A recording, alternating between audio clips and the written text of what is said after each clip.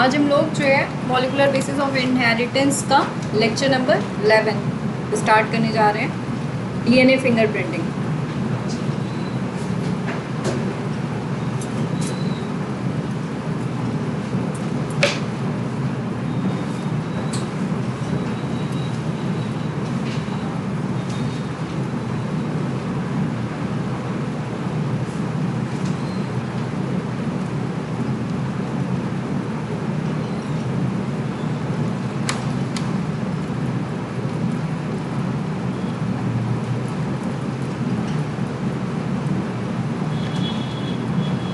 What is there that is making us unique from one another?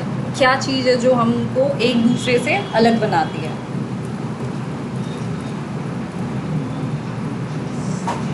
It's our genetic material. कितना percent genetic material? 0.1%। और 99.9% क्या होता है हमारा? क्या होता है? सिमिलर तो होता है, वो होता क्या है? Junk DNA. This is making us unique from one another. ठीक है,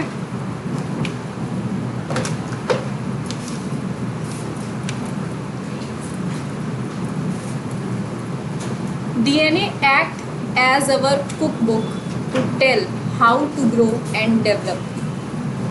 क्योंकि अगर डीएनए नहीं होगा तो वही सारे इन्फॉर्मेशन को कोड कर रहा है, तो कैसे और चीज़ें डिसाइड होगी? तो बस यही चीज़ कही गई है कि DNA act as our cook book to tell how to grow and develop. 99% क्या? Same. We share 99.9% of our DNA with one another. Only 0.1% of our DNA is different from one another. और ये वाला जो होगा इसको हम क्या कहेंगे? 99.9%। Nisha, junk DNA.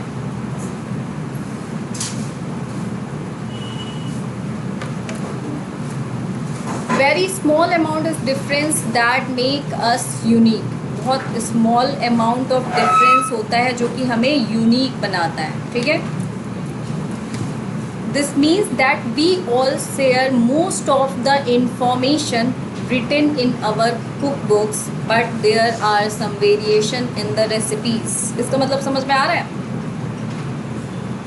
तुमने समझ में आ रहा है? नीलाक्षी बताओ बेटा।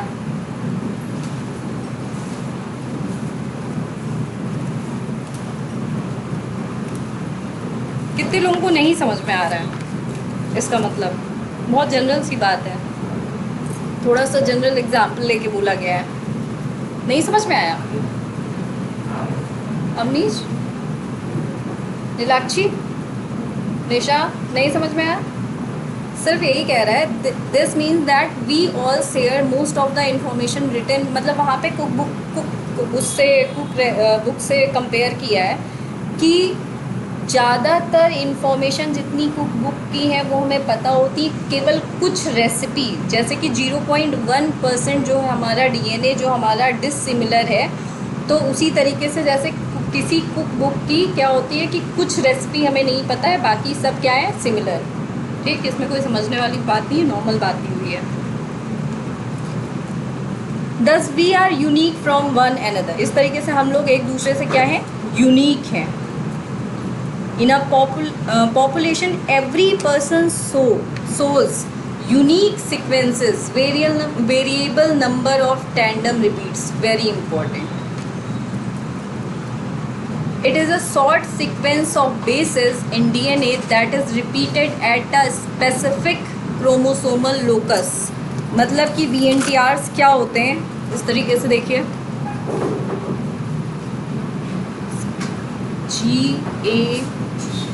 GATC, GGTC, GGTC, GATC, GGTC, CCGA, GCCAT,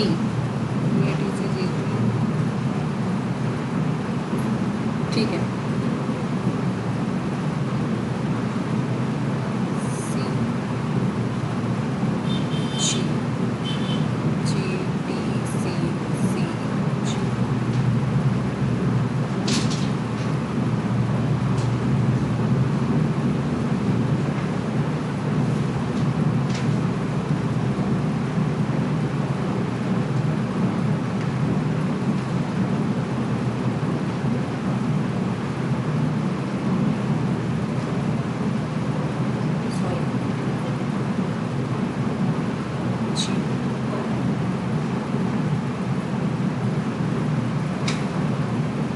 variation दिखाई पड़ रही है इसमें?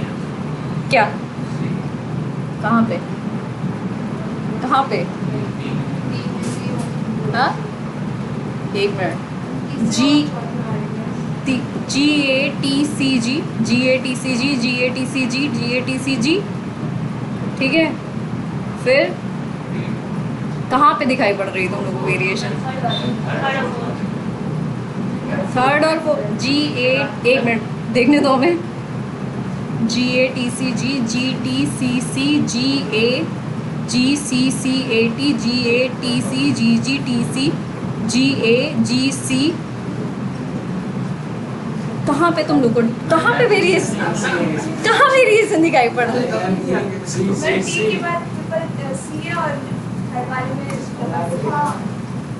कहाँ ट्रिपल सी है? अच्छा, फर्स्ट और सेकंड में कह रहे हो? एक मिनट। GATCG तुमने तो कॉमेडी कर दी, मुझे दोबारा बनाना पड़ेगा।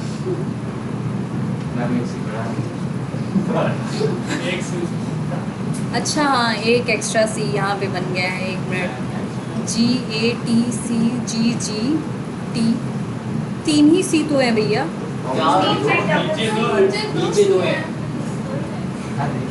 GATCGG, हाँ ये चीज़ है। एक सी। अब ठीक है, वेरिएशन नहीं दिखनी थी ना इसमें। ठीक है, तो ये क्या होते हैं हमारे variable number of tandem repeats. Number of tandem repeats होते हैं, ठीक है। बेसिकली क्या है, जैसे मान लो कि ये सौम्या में 4 हैं, सीक्वेंस सेम है, ठीक है, लेकिन क्या है ये 4 है, और आयुषी में ये क्या है 6 है, ठीक। सीक्वेंस सेम है लेकिन नंबर चेंज हो गया। और सौर्य में मान लो ये 10 है, तो क्या है सीक्वेंस सेम है लेकिन क्या हुआ, नंबर चेंज हो गया। तो जहाँ पे सीक्वेंस सेम रहेगा लेकिन नंबर चेंज हो जाएंगे, उसे हम क्या बोलेंगे, variable number of tandem repeats. और इसी के बेसिस पे सबसे ज़्यादा हम क्या करते हैं, DNA फिंगर प्रिंटिंग करते हैं, ठीक है। तो यहाँ पे यही लिखा है, it is a short sequence of bases in DNA that is repeated at specific chromosomal locus, ठीक है। ये क्या होते हैं, रिपीट होते रहते हैं। हाईली पॉलीमॉर्फिक होते हैं। पॉलीमॉर्फिक मतलब बहुत ही ज़्यादा वेरिएशन में होते हैं, ठीक है। 1980 में इसे वीमेन और वाइट जी ने दिया था।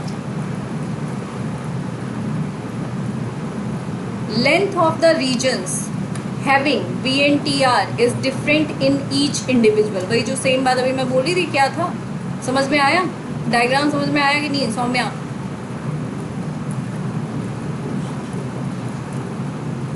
की फैक्टर, DNA फिंगर प्रिंटिंग का ये क्या है हमारा की फैक्टर, मतलब इसी के बेसिस पे हम क्या करते हैं, DNA की फिंगर प्रिंटिंग करते हैं, ठीक। Over 99% of the 3 billion nucleotide pairs in human DNA are identical among all individuals. पता ही है। No two people have exactly the same sequences of bases in their DNA. Same नहीं होते हैं 0.1%. Restriction fragment length. Twins के case में twins के case में भी वेरिएशन वैसे नहीं होते हैं, मतलब बहुत कम, लेकिन उनके केस में क्या होता है, आगे पढ़ाऊंगी कि जब DNA फिंगरप्रिंटिंग करते हैं तो मान लीजिए कि क्राइम सीन हुआ और वहाँ पे कोई ट्विंस का करना है, तो वहाँ पे तो बाकी सब चीज़ों में उनका सेम आ जाएगा सारी चीज़ें, इसीलिए क्या किया जाता है कि उनके हैंड्स का ही फिंगरप्रिंट लिया जाता है। डिफरेंट, हाँ यहाँ से डिफरेंट आ जाता है, बाकी सारी जगह का आप लोगे तो जो है सेम आ जाएगा, लेकिन इसलिए अभी क्या किया जाता है, यहाँ से लिया जाता है फिंगरप्रिंट्स ट्विंस के केस में। तुम्हारे पास है क्या ट्विंस तुम्हारे घर में?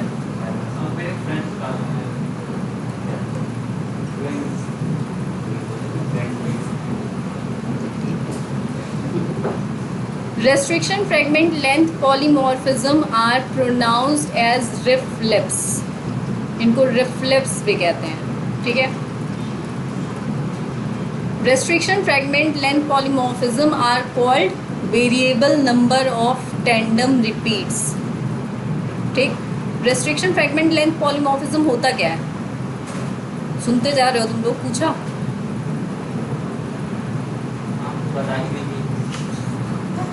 देखो क्या करते हैं, जब हमारा पूरा सीक्वेंस है ना, तो वहाँ पे हम जो ऐसे फ्रेगमेंट्स में हमारे जैसे ऐसे डीएनए आ रहे हैं सीक्वेंस, तो रेस्ट्रिक्शन फ्रेगमेंट लेंथ पॉलीमॉर्फिज्म कह दिया जाता है।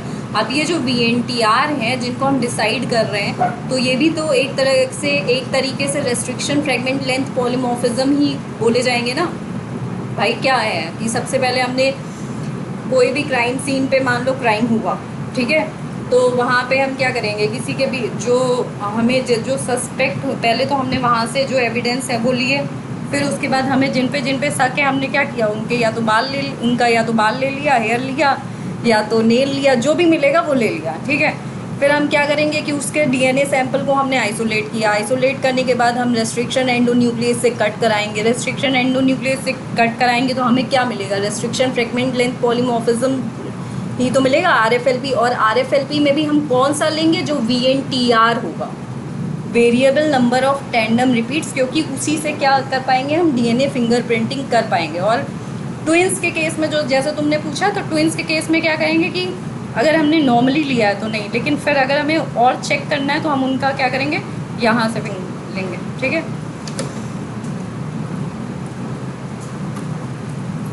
RFLPs और VNTRs are useful as genetic markers, ठीक है। जेनेटिक मार्कर क्यों बोल रहे हैं, जेनेटिक मार्कर? हाँ, जेनेटिक मार्कर क्यों बोल रहे हैं बताओ, कितने लोगों को पता है?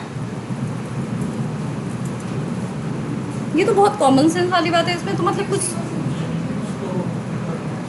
भाई एक बात बताओ मैं, कि जितनी भी चीज़ कर रहे हो तुम लोग यहाँ पे, ये जो यहाँ से तुम लोग डीएनए निकाल रहे हो, वो क्या है, जीन ही तो है, तो जेनेटिक स्टडी ही तो एक तरीके से ये बोला जाएगा। तो ये जो होंगे हमारे वीएनटीआर हो गए, आरएफएलपी हो गए, और ये तो पूरा मतलब मार्कर्स का ये इतना ज़्यादा तुम लोग ने अभी इलेबोरेट फॉर्म में नहीं दिया है, नहीं तो ऐसे मिनी सैटेलाइट ये सब क्या होते हैं, मार्कर्स होते हैं, ठीक है। तो इससे हम क्या करते हैं, इन मार्कर्स से ही हम डायग्नोस, अगर ये वीएनटीआर ना हो तो क्या हम डीएनए फिंगरप्रिंटिंग कर पाएंगे, नहीं कर पाएंगे। तो ये क्या किस तरीके से यूज़ होते हैं, एज अ जेनेटिक मार्कर, ठीक है।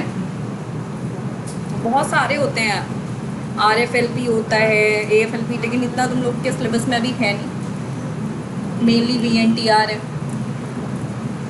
DNA fingerprinting involves identifying differences in some specific region in DNA sequences called repetitive DNA. हमेशा जो भी साइंटिस्ट, जो भी फॉरेंसिक साइंटिस्ट होते हैं, वो क्या लेते हैं, repetitive DNA.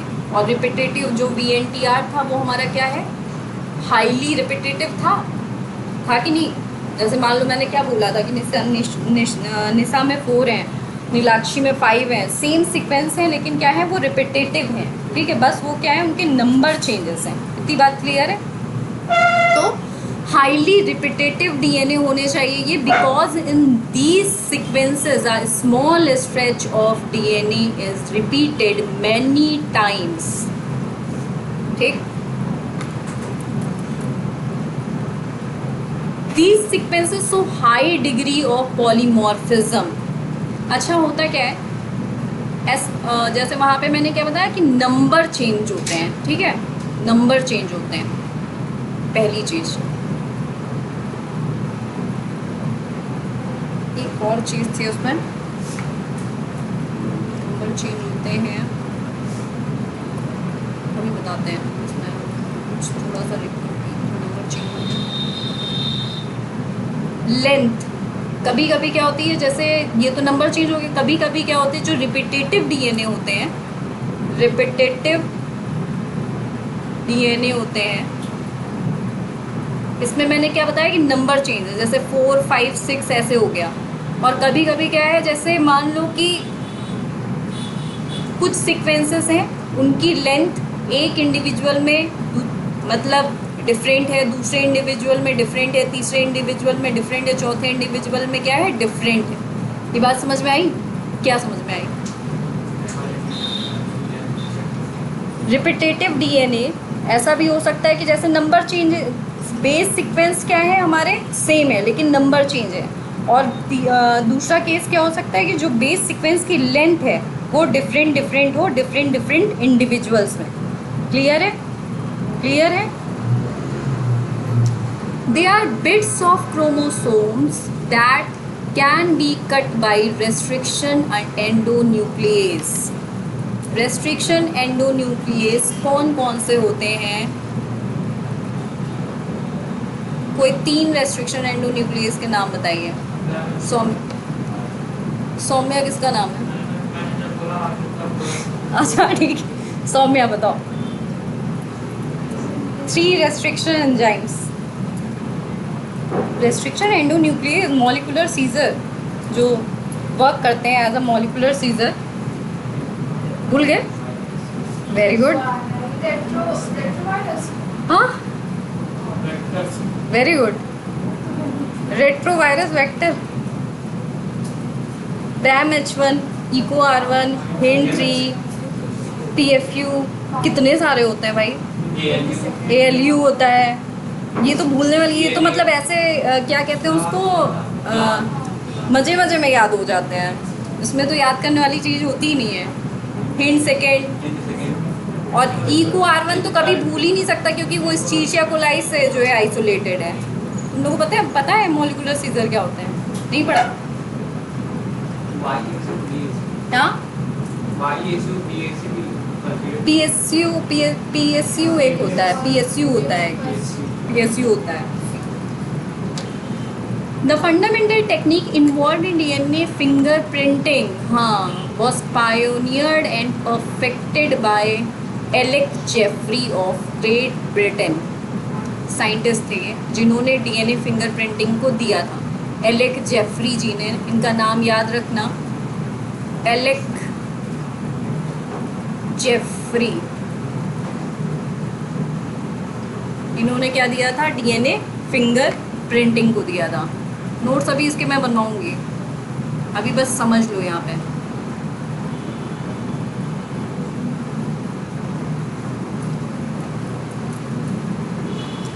Jeffrey observed the gene pertaining to myoglobin of muscles contain many segments that vary in size and composition from one person to another. मतलब कि इन्होंने कौन से जीन्स देखे थे? मायोग्लोबिन ऑफ मसल्स को देखा इन्होंने जीन जो कि वेरी कर रहे थे साइज में और कंपोजिशन, वही जो मैंने इससे पहले बताया था, साइज और कंपोजिशन में वेरी कर रहे थे person to person. Tandem repeats, जो रिपीट्स बताए थे ना, तो वो क्या कर रहे थे? वेरी कर रहे थे साइज में और कंपोजिशन में। ठीक। For example in the following hypothetical example nucleotide bases sequence there are 6 tandem repeats of 16 bases. इनका तो ये वाला एग्जाम्पल इतना सही नहीं है, बता ही चुकी हूँ मैं।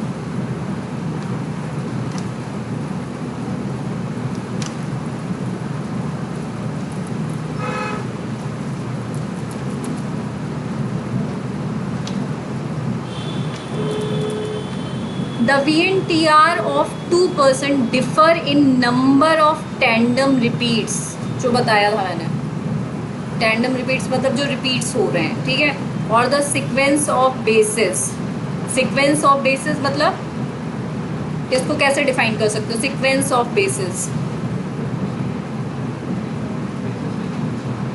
भाई VNTR ही होंगे, variable number of tandem repeats ही होंगे, लेकिन उसके सीक्वेंसेस इनमें कुछ होंगे, आप में कुछ होंगे, डिफरेंट करेंगे वो पर्सन टू पर्सन। ठीक है, इसको नोट डाउन कर लीजिएगा, लेकिन इस वाली लाइन को मेरे वाले नोट्स में जब अभी मैं करवाऊंगी। Such changes are caused due to mutations and gene recombinations. ठीक है, a child might inherit a chromosome with 6 tandem repeats from the mother. ठीक है, and the same tandem repeats 4 times from the father in a homologous chromosomes. इस वजह से क्या होता है? डिफरेंस आता है। ये जीन रिकॉम्बिनेशन और म्यूटेशन तो पता है। जीन रिकॉम्बिनेशन टर्म का मतलब पता है? जीन रिकॉम्बिनेशन मतलब हमें क्या मिलता है? हमें दोनों पेरेंट्स से जीन मिल रहा है ना, मिल रहा है कि नहीं मिल रहा है? तो क्या होते हैं? जीन्स रिकॉम्बिनेंट करके वो एक नया जीन भी बना लेंगे। ठीक है। तो उसकी वजह से क्या होते हैं, वेरिएशंस आते हैं, उसी को हम कहते हैं जीन रिकॉम्बिनेशन। समझ रहे हो कि नहीं समझ रहे हो? It means half of the VNTR alleles of the child resemble those of the mother and half from the father. नहीं समझ में आ रही ये बात तुम लोगों को? कितने लोगों को नहीं समझ में आया? VNTR जो है पेरेंट्स से जो ऑफस्प्रिंग, मान लो मेरे पापा के पास, मेरे मम्मी के पास जो VNTRs थे वो मेरे पास भी तो आएंगे कि नहीं आएंगे? तो यही कह रहे हैं कि हाफ VNTR मुझे मेरी मम्मी का आया, हाफ VNTR मुझे मेरे पापा का आया। अब ये भी होता है कि रिकॉम्बिनेशन की वजह से कुछ नया चीज़ भी बन सकता है, लेकिन VNTR सब जगह प्रेजेंट है। VNTR is variable number of tandem repeats. हमें जीन तो मिल ही रहा है ना, तो ये सब जीन का पार्ट ही तो है कि नहीं है? भूल गए? कितने जीन्स होते हैं टोटल? कल पढ़ा था ह्यूमन जीनोम प्रोजेक्ट में, कितने जीन आइडेंटिफाई करे गए? Very good, 30,000। और एक सिंगल जीन में कितने बेस पेयर होते हैं?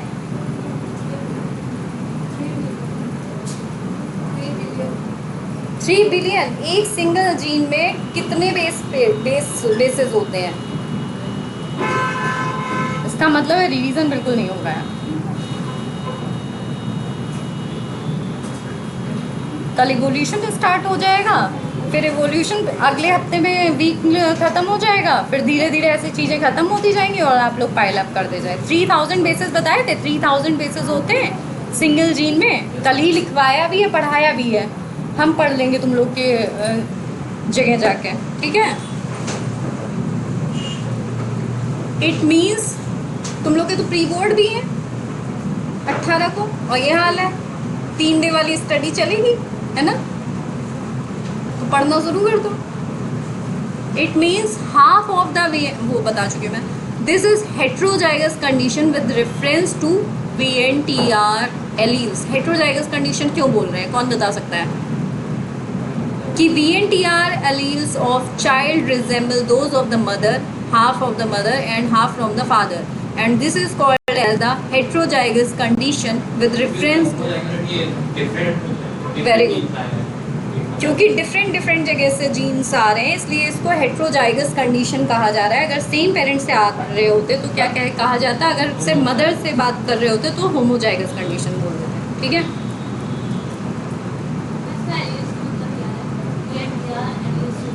Alternate form of genes, alleles.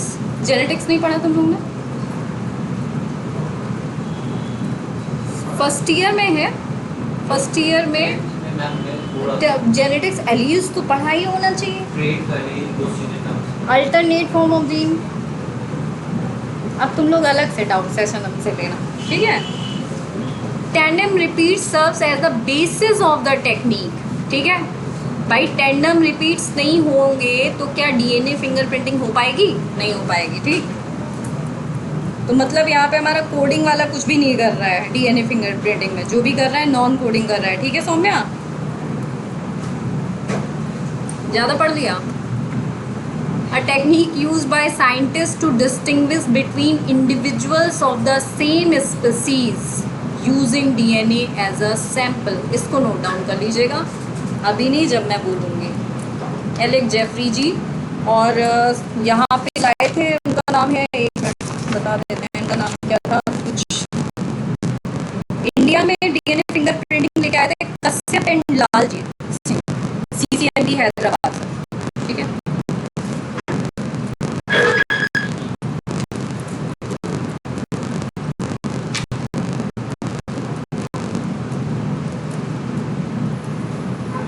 DNA fingerprinting also known as DNA typing. जैसे मान लो पूछ ले, कॉम्बिनेशन बना के नहीं पता होगा तो इसको हम DNA फिंगरप्रिंटिंग को DNA finger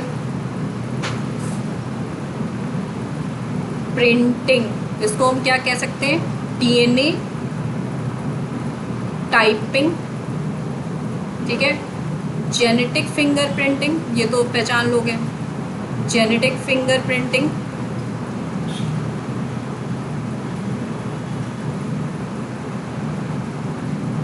the method for identifying individual bye particular structure of their DNA.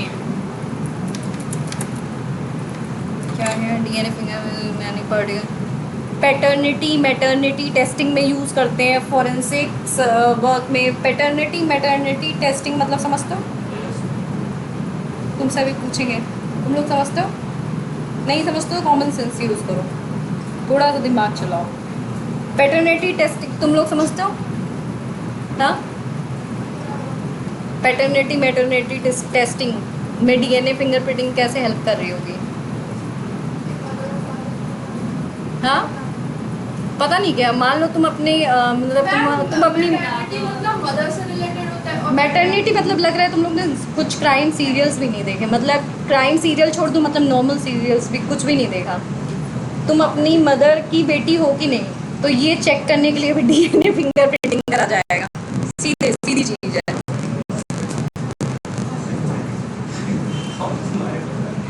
मतलब उसमें कुछ करने नहीं। पैटर्निटी मैटर्निटी टेस्टिंग मतलब क्यों करते हैं, डीएनए मैच क्यों कराते हैं? कभी कोई मूवीज़ में भी पता नहीं। हाँ, कितनी कितनी मूवीज़ में दिखाते हैं क्या?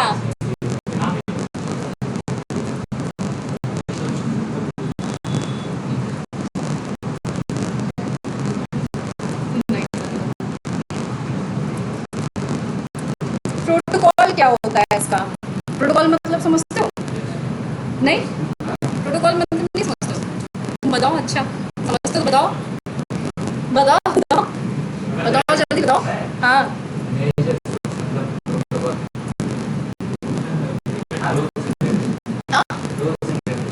थोड़ा थोड़ा पॉज करो। रूल्स एंड रेगुलेशन नहीं, मतलब प्रोसीजर, किसी भी चीज़ का प्रोसीजर क्या है। तो डीएनए फिंगरप्रिंटिंग कैसे की जाती है, प्रोसीजर। डीएनए आइसोलेशन, सबसे पहले हम क्या करेंगे, डीएनए आइसोलेट करेंगे। डीएनए ऑब्टेन कहाँ से? ब्लड, सीमेन, हेयर, रूट सैंपल, कहीं से भी हम डीएनए ले लेते हैं, ठीक है। फिर उसके बाद हम सैंपल 1 सैंपल 2 लिया। If DNA obtained is very less in quantity, जो बताया था कल मैंने कि अगर क्वांटिटी में लेस है तो हम क्या करेंगे, पीसीआर से एम्प्लीफिकेशन कर देंगे। Polymerase chain reaction, polymerase chain reaction में 3 स्टेप्स होते हैं। डीनेचुरेशन होता है, और कौन कौन सा होता है? पढ़ा है? पढ़ा है? नहीं पढ़ा? पढ़ा। Annealing, extension. इसमें डीनेचुरेशन में ये बताओ, हम लोग का जो बॉडी होती है, ठीक है, टेम्परेचर 37 डिग्री सेंटीग्रेड, इसको करने के लिए डिनेचुरेशन करने के लिए 94 डिग्री सेंटीग्रेड, और टैग पॉलीमरेज, ठीक है।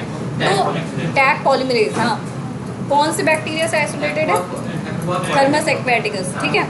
हमको ये बताओ, इतना हाई टेम्परेचर दे रहे हैं, हाई टेम्परेचर दे रहे हैं, तो वो क्यों नहीं डिग्रेड कर दे रहा है डीएनए? यूनिक बैक्टीरिया मतलब वही तो मैं सुनना चाह रही कि उसकी कौन सी कैरेक्टरिस्टिक होती है? थर्मोफिलिक बैक्टीरिया होता है। थर्मोफिलिक मतलब कि हाईली हीट को वो क्या कर सकता है, टॉलरेट कर सकता है। तुम लोग का असाइनमेंट पीसीआर पढ़ के आओगे थोड़ा सा कल, ठीक है, और एलील्स के बारे में पढ़ के आओगे, ठीक, एलील और जीन के बारे में पढ़ के आओगे। DNA sample is fragmented using restriction endonuclease. पहला स्टेप डीएनए आइसोलेशन, दूसरा step amplification with the help of PCR, तीसरा स्टेप रेस्ट्रिक्शन एंडोन्यूक्लियस से हम कट करेंगे, ठीक है। Many fragments are obtained having variable length, बहुत सारे फ्रेगमेंट्स मिलेंगे। रेस्ट्रिक्शन फ्रेगमेंट लेंथ पॉलीमॉर्फिज्म हम उसको बोलेंगे, ठीक, जितने फ्रेगमेंट्स मिले। ये देखिए इस तरीके से सैंपल 1 सैंपल 2 दिख रहा है। कृष्णकांत को बहुत खुशी हो रही है उसको देख के। ये देखो डीनेचुरेशन ऐसे होता है, ठीक है। पीसीआर में जब डीएनए के 2 स्ट्रैंड्स इस तरीके से अलग होते हैं, डीनेचुरेशन स्टेप में जब हम हीट देते हैं तो 94 डिग्री सेंटीग्रेड टेम्परेचर, तो इस तरीके से ये अलग हो जाते हैं, ठीक है। एनीलिंग में क्या होता है, क्या एक्सटेंशन हो जाता है, प्राइमर। एनीलिंग स्टेप में होता क्या है,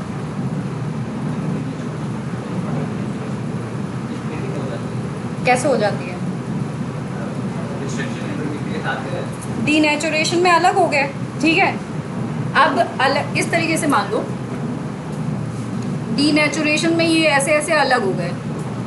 अब एनीलिंग मतलब कि क्या होता है, अब यहाँ पे ऐसे हवा में कैसे बनने लगेगा,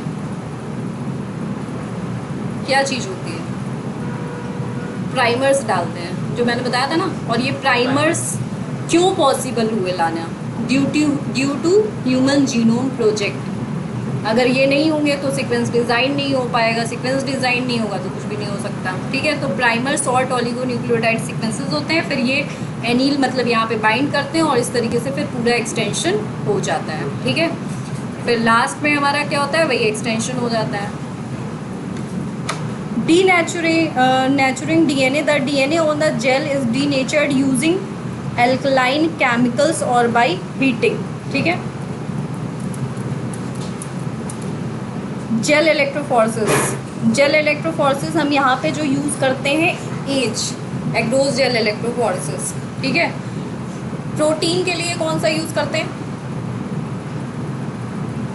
ये नहीं पढ़ा है। हम बता देते हैं, पेज याद कर लो, पेज बोलते हैं। पॉलीएक्रिलामाइड जेल इलेक्ट्रोफोरेसिस लिख लेना कहीं पे, पॉलीएक्रिलामाइड जेल इलेक्ट्रोफोरेसिस,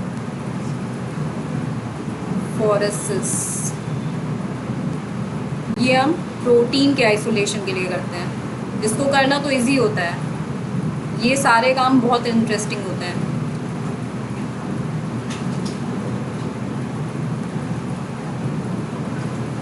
के वीडियोस देख सकते हो तुम लोग, कभी देखना चाहो यूट्यूब पे पड़े होते हैं कि किस तरीके से करते हैं। तुम लोग को करना भी पड़ेगा, जब डॉक्टर बनोगे तो ट्रेनिंग में सारी चीज़ें करनी पड़ती हैं, MBBS में। हाँ करना पड़ेगा, लैब में भी जाना पड़ेगा, ये भी करना पड़ेगा।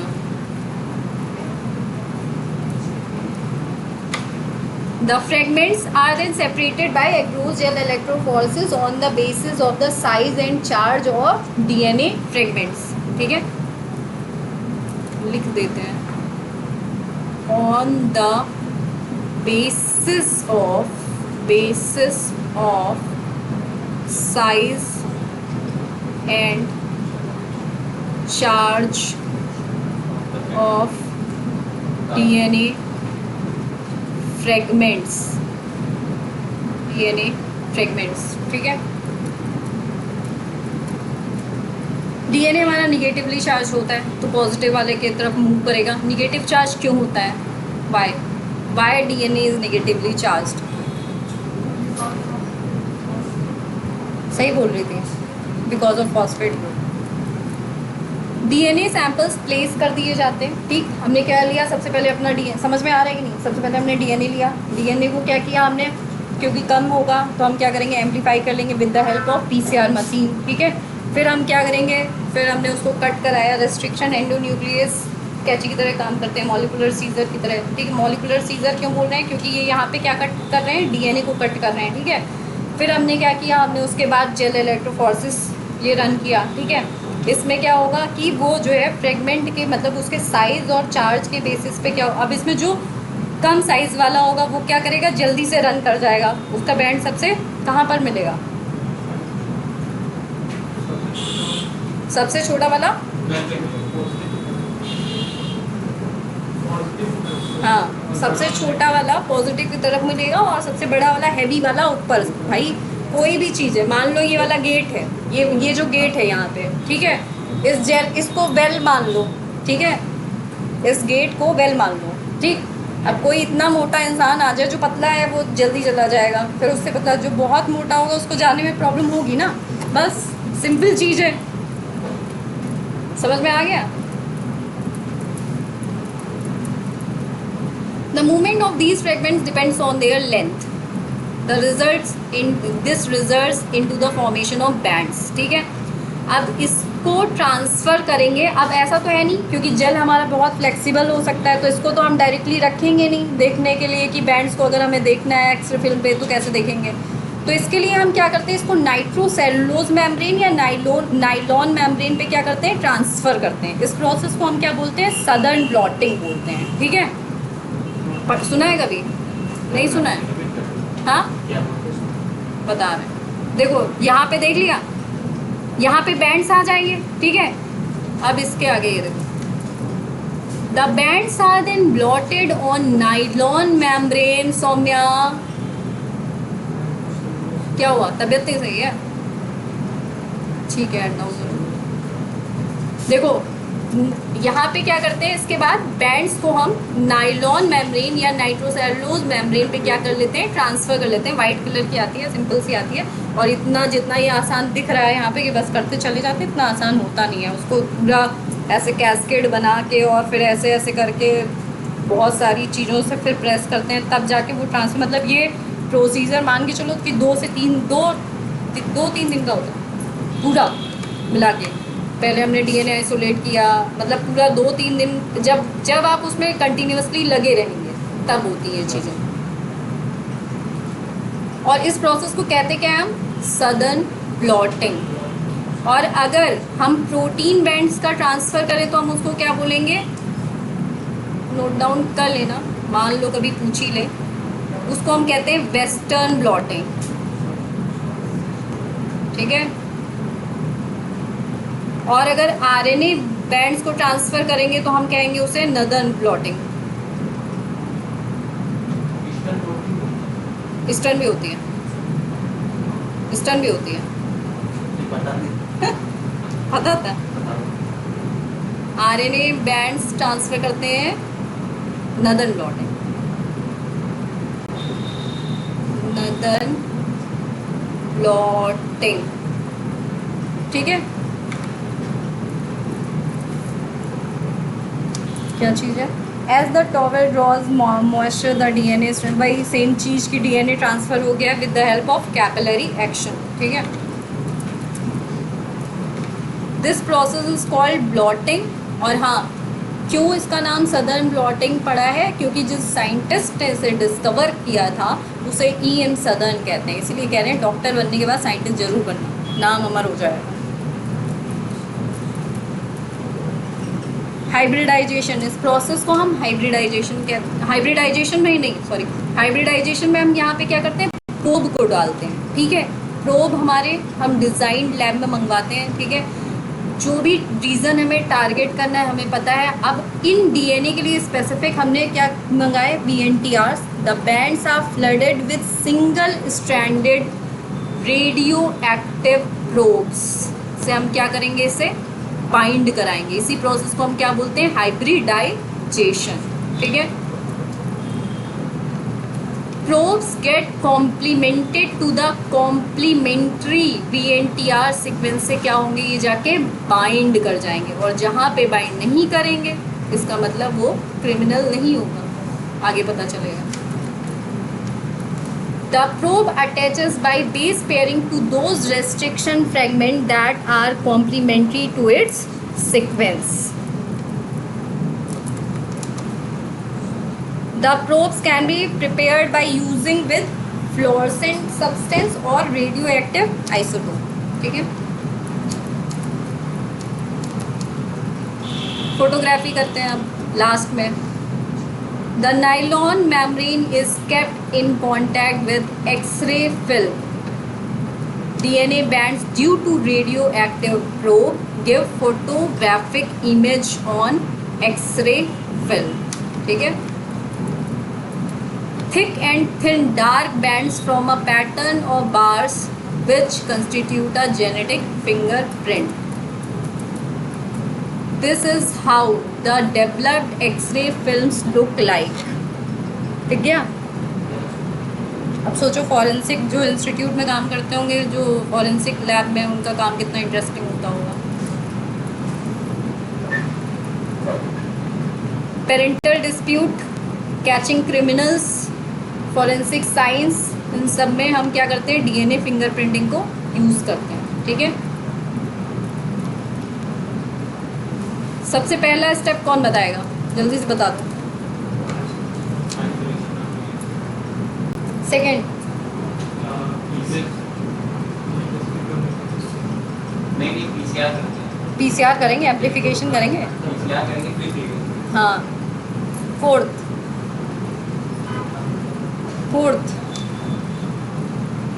चक्षु नेत्र, दिमाग के वायर सब खोल के बैठने चाहिए। इसलिए बताओ जेल इलेक्ट्रोफोरेसिस। एल्कलाइन सॉल्यूशन में, एल्कलाइन में, हाँ एल्कलाइन सॉल्यूशन में डालते हैं, फिर उसके बाद हम डबल स्टैंड सिंगल स्टैंड में हो जाएगा, फिर उसके बाद हम एज करते हैं। ठीक है, एग्रोजेल इलेक्ट्रोफोरेसिस। देखो अभी भी जिसके समझ में नहीं आया थोड़ा बहुत वो ध्यान से देख लें यहाँ पे।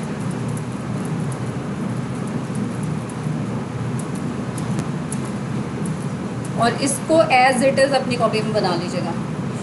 हाँ और क्या, क्यों ये बन नहीं पाएगा? हाँ बायो के हो भाई तुम लोग, अभी तो बहुत कुछ बनाना है। हाँ बिल्कुल भाई, इस डायग्राम में क्या प्रॉब्लम है, इसको बनाने में क्या प्रॉब्लम है? ये एज इट इज़ थोड़ा ना बन जाएगा, बस उसको दिखाना है तुम्हें। अब ये थोड़ा ना कह रहे हैं कि एकदम आर्टिस्ट बन जाना कि हाँ बस, हाँ जिसको जितना समझ में आए अपनी कैपेसिटी के हिसाब से, आपको जितना समझ में आए जिससे आप पढ़ के आपको लास्ट टाइम पे याद रहे वो बना लीजिएगा। हाँ फ्लो चार्ट टाइप का। Isolate chromosomal DNA from a sample of cells. ठीक है, sample 1 cell obtain from blood, hair, semen. ठीक है, रेस्ट्रिक्शन एंजाइम्स डालें। ठीक, sample 2 cells obtain from blood, hair, cut the DNA with restriction enzyme, second process. ठीक, third separate DNA fragment by gel electrophoresis, agarose gel electrophoresis. ठीक है, देखो bands इस तरीके से दिखते हैं, रेस्ट्रिक्शन बैंड्स जो दिखते हैं डीएनए के। फिर उसके बाद नाइट्रोसेलुलोज मेम्ब्रेन पे क्या किया, ट्रांसफ़र किया। इस तरीके से देखो यहाँ पे सदर्न प्लॉटिंग जो करते हैं इस तरीके से करते हैं हम। स्लैक ऑफ पेपर्स, बहुत सारे पेपर्स जैसे क्या करते हैं नीचे कुछ बेस बनाते हैं, फिर जो है जेल रखा, फिर मेम्ब्रेन रखा, फिर बहुत सारे ऐसे जो है पेपर्स और उसके ऊपर रखते चले जाते हैं। तो इस तरीके से पूरा एक टैंक टाइप का तैयार कर लेते हैं। ठीक है, ये देखो filter, paper wick, stack of paper towel, पूरा बहुत सारे पेपर्स, ताकि वो जो है कैपिलरी एक्शन के थ्रू ट्रांसफ़र हो जाए डीएनए जेल से बैंड्स हमारे किस पर, नाइट्रोसेलुलोज मेम्ब्रेन पे। क्लियर है? फिर उसके बाद ये हो गया डीने, अच्छा ये वाला स्टेप, हाँ चौथा हो गया, पांचवा ये वाला, denature the DNA and add probe. यहाँ पे हमने डीनेचर किया, यहाँ पे डीनेचर करेंगे। ठीक है, अरे पीसीआर नहीं कराएगा तो तुम लोग कर लेना। यहाँ पे एक जनरल चीज़ बताई जा रही है कि क्या करते हैं हम।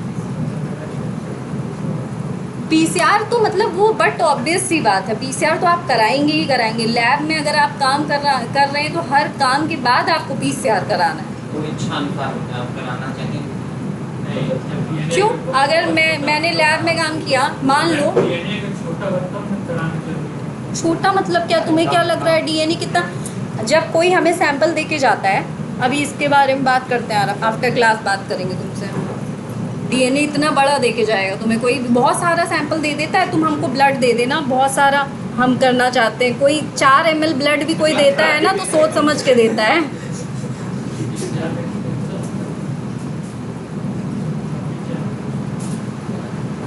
चलो, expose the filter to photographic film, X-ray film. ठीक है, इसलिए करते हैं देखने के लिए कि बैंड्स जो है उस पर जो ट्रांसफ़र हो गए।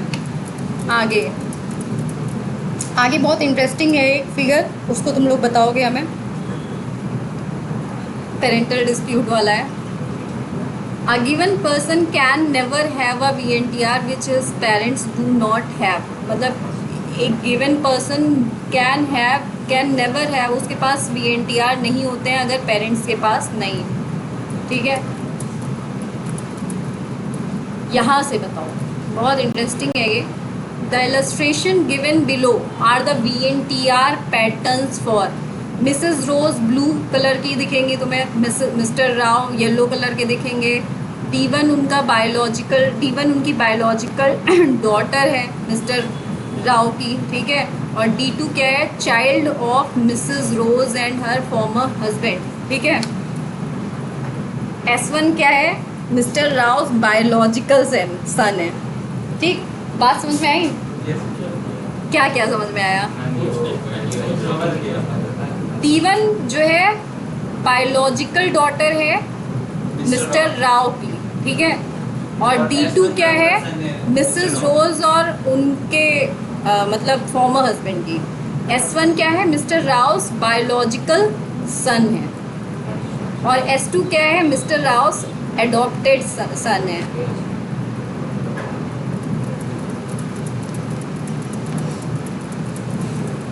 मैम D2 क्या था? नहीं बेटा नहीं था, दूसरा अब यहाँ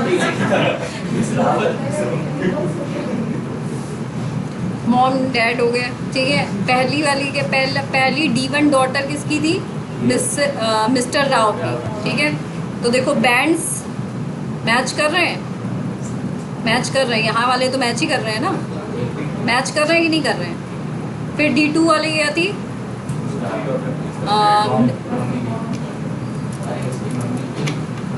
हाँ समझ गए।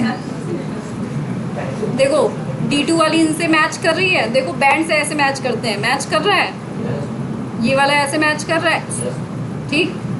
S1 वाला क्या था, बायोलॉजिकल सन था, बायोलॉजिकल सन डैड का था ना, मॉम डैड दोनों का था, तो हाँ दोनों का ही बायोलॉजिकल सन हुआ। देखो मैच कर रहा है इस तरीके से पेरेंटल, ये देखो मेरा इंटरेस्ट फील्ड है ये सारी चीज़ें। अब इनका देखो कुछ भी नहीं मैच करेगा क्योंकि ये अडॉप्टेड थे, ये अडॉप्टेड है, इसके पास कुछ भी नहीं मैच करेगा। तो पता चल गया कि ये अडॉप्टेड है। मान लो कोई अडॉप्ट करे और बोल दे कि हमारा बच्चा है, तो हम क्या करा सकते हैं, DNA फिंगरप्रिंटिंग करा सकते हैं। ये दूसरे हस्बैंड का बेटी है ये, क्योंकि उसके अंदर जीन्स मदद किए हैं ना। तुम आराम से देखना और एनालिसिस करना। फादर दूसरे हैं। सेक्शन ऑफ विक्टिम्स DNA, दूसरा case 24 repeats of GT, 16 repeats of ATGG, 66 repeats of ATT. There are 3 reasons of repetitive DNA जो दिए साइंटिस्ट ने, ठीक। Victim DNA, section of suspect DNA, ठीक है।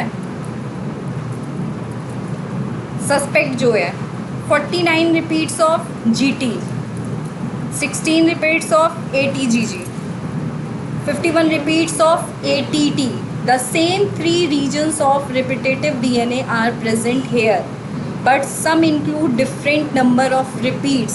Now let's compare this sample to section of DNA from crime scene here.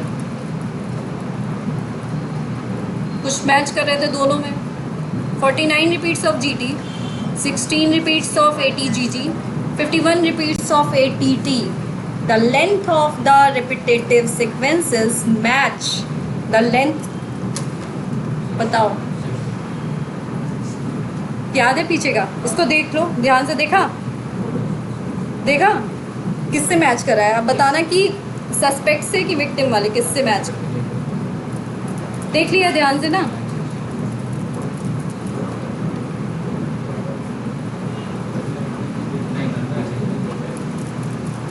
याद नहीं रह जाएगा तुम लोग को, रहने दो। The length of repetitive sequences match the length in the suspect's DNA, so the DNA found in the crime scene belongs to the suspect। इस तरीके से फाइंड आउट कर लेते, ठीक है। अब आप लोगों को अगर फॉरेंसिक साइंस की आगे लेनी होगी ब्रांच तो ले लीजिएगा। एप्लीकेशन ऑफ DNA फिंगरप्रिंटिंग क्या होता है हमारा, कंजर्वेशन ऑफ वाइल्ड लाइफ में हम करते हैं, प्रोटेक्शन ऑफ इंडेंजर्ड स्पीसीज के लिए, मेंटेनिंग DNA रिकॉर्ड्स को मेंटेन करने के लिए, study of phylogeny, pedigree analysis, inherit. Pedigree analysis क्या होती है बताइए, पेडिग्री एनालिसिस, पेडिग्री वर्ड कभी सुना है, नहीं सुना, कन्फर्म।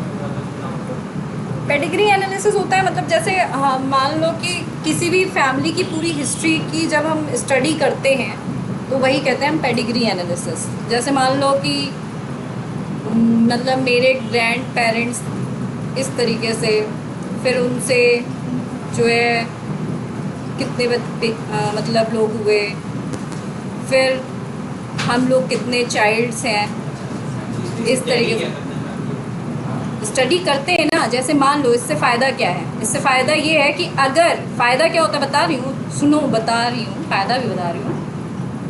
इससे बेनिफिट ये है, अगर इनको कोई डिज़ीज़ थी तो आजकल क्या कराते हैं, पता कर लेते हैं कि डिज़ीज़ हमारे जो अपकमिंग बेबी है या फिर किसी में भी ट्रांसफ़र होने के चांसेस होते हैं, तो उसके लिए आगे पहले ही प्रीवियस कुछ क्योर करा सकते हैं। समझ गए क्या है?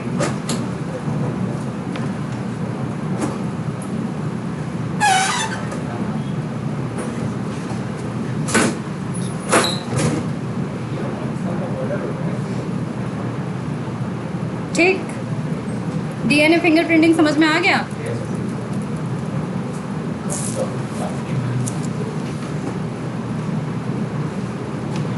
मैम कोई पॉसिबल केस हो सकता है कोई 100% आइडेंटिकल सेम हो, मतलब जो 0.1% अगर डिफरेंस अगर वो भी ना हो 0.1 कैसे? वही ट्विंस वाला केस होता है, तो ट्विंस वाले केस में अब उसमें भी कई ना कई वेरिएशन होते हैं ना ट्विंस में भी। नहीं, तो अब तुम ऐसा कुछ बनाओ फिर जो है, ट्विंस नॉन आइडेंटिकल ट्विंस उसमें भी आइडेंटिकल में भी नहीं हो जाता है होमोजेनिक। तो उसके लिए अभी कुछ और नया खोजा जाएगा, तुम खोजना, साइंटिस्ट बनना। बिल्कुल। अभी एक और चीज़ एवोल्यूशन में भी सर्च करनी है, आरएनए आया कि प्रोटीन पहले, वो भी सर्च करना। अभी भी मिथ्स चल रहे हैं उस पर बहुत सारे।